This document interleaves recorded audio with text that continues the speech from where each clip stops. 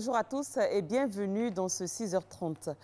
Après 44 ans à Londres, le siège de l'ICCO, l'Organisation internationale du cacao, se trouve désormais ici à Abidjan. Il va être inauguré aujourd'hui par le président de la République. Que représente cette institution pour la Côte d'Ivoire, premier producteur mondial de cacao? Quel est son fonctionnement? Des réponses avec Lansine Bakayoko. L'Organisation internationale du cacao, ICCO, dont le nouveau siège est inauguré ce mardi à Abidjan, a été créée à Londres en Grande-Bretagne en 1973. Principal organe à l'échelle planétaire, son rôle est de collecter les études relatives à la production, la consommation et la distribution de cacao. Les accords qui ont acté sa mise en place ont été conclus entre les gouvernements des pays producteurs et consommateurs de cacao sous l'égide de l'Organisation des Nations Unies.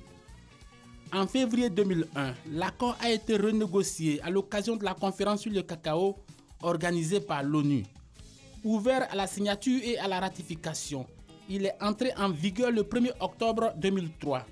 Ce nouvel arrangement relègue au second plan les clauses économiques pour se concentrer sur l'économie durable de l'industrie du cacao et l'implication des acteurs privés.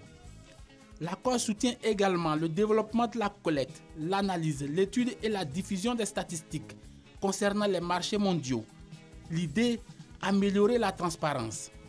Afin d'encourager le développement de projets innovants, des conférences sont menées par des groupes d'experts internationaux. 3 groupes d'études plus spécifiques existent au sein de l'ICCO et portent sur la qualité du cacao, l'environnement et la recherche et les stocks. À ce jour, l'ICCO est constitué de 51 membres, dont 21 exportateurs et 30 importateurs répartis entre l'Afrique, l'Europe, l'Amérique latine et l'Asie. Ces pays représentent près de 80% de la production et 60% de la consommation mondiale. Le gouvernement a décidé de faire face à la hausse incontrôlée des prix du ciment, le ciment dont le prix reviendra à son niveau habituel. Une opération d'urgence prise hier devrait permettre l'importation de 150 000 tonnes de ciment.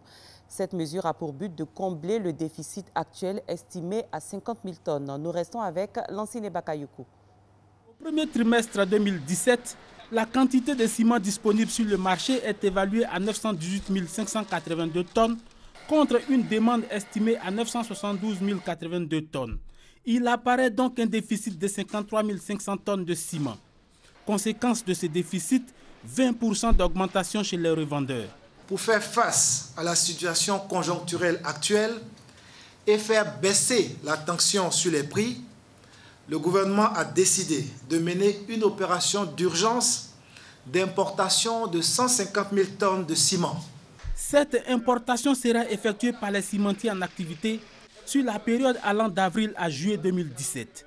Les services de surveillance du marché du ministère du Commerce et de la promotion des PME et de l'artisanat vont intensifier les contrôles sur l'ensemble de la chaîne de distribution afin de rechercher, identifier et sanctionner toute pratique de nature à créer et ou à entretenir la spéculation à la hausse du prix du ciment.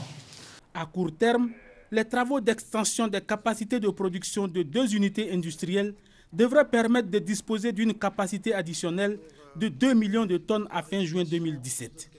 À ce jour, la capacité installée est de 4 150 000 tonnes par an. C'est parti pour la semaine nationale de vaccination. Le coup d'envoi a été donné à Boisflé par le ministre de la Santé et de l'Hygiène publique, Raymond Goudou-Kofi. C'est une campagne gratuite qui s'étendra jusqu'au 30 avril prochain. Elle concerne les femmes enceintes et les enfants âgés de 0 à 11 mois. Tous sont invités à se faire vacciner et se protéger notamment contre la tuberculose, la poliomyélite et l'hépatite B. L'OMS vient d'élaborer le Mosquirix, un test de vaccin antipaludique.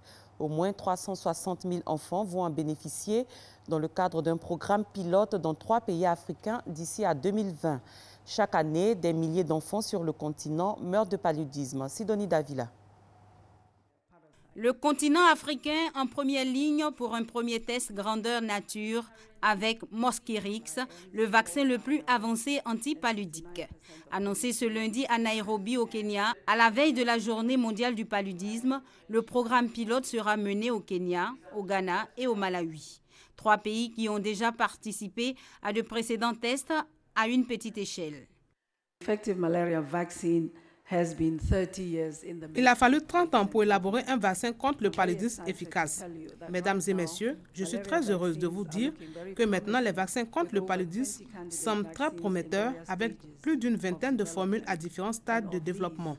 Et le vaccin connu sous le nom de RTSS est le plus avancé. Lors des tests menés de 2009 à 2014, sur 15 000 personnes, les résultats avaient montré que le Mosquirix n'empêche pas toute infection par le parasite, mais réduisait de 40% le nombre d'épisodes paludiques, surtout ceux jugés graves et nécessitant une hospitalisation. L'Organisation mondiale de la santé ambitionne de vacciner au moins 360 000 enfants entre 2018 et 2020. 4 doses du vaccin doivent être administrées à l'enfant à 5 mois, 6 mois, 7 mois et 2 ans. Au cours de cette période test, les parents seront sensibilisés à un nouveau cycle de vaccination qui ne correspond pas au cycle traditionnel de vaccination des enfants. Nous sommes très reconnaissants envers GSK, la société pharmaceutique qui développe le vaccin et qui le fournira gratuitement pour ce programme pilote. Et le vaccin sera évalué comme l'intervention complémentaire en Afrique qui peut être ajoutée à notre boîte à outils. En 2015, 114 millions de personnes au total étaient infectées par le parasite du paludisme en Afrique subsaharienne. L'objectif de l'OMS est de réduire le nombre de personnes tuées par la maladie de 90% en 2030 par rapport aux 429 000 enregistrés en 2015.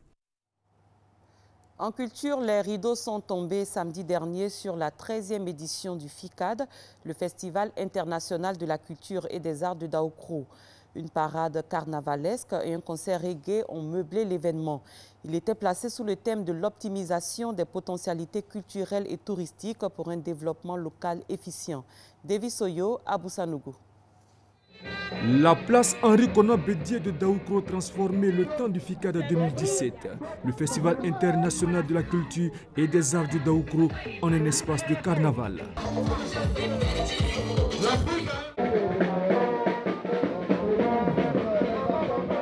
En plus du défilé, cette manifestation culturelle de la région de Lifou a donné lieu à des activités qui ont rencontré l'adhésion des populations, notamment le concours de danse traditionnelle, le concours culinaire et le concours littéraire, occasion pour les festivaliers de faire montre de leur talent d'artiste. Les organisateurs du FICAD 2017 se réjouissent de l'engouement qui suscite l'événement. La 13e édition du FICAD 2017 a tenu sur 8 jours et avait pour thème l'optimisation des potentialités culturelles et touristiques pour un développement local efficient. Un concert avec l'artiste de reggae ivoirien Kadjim a mis fin au FICAD 2017.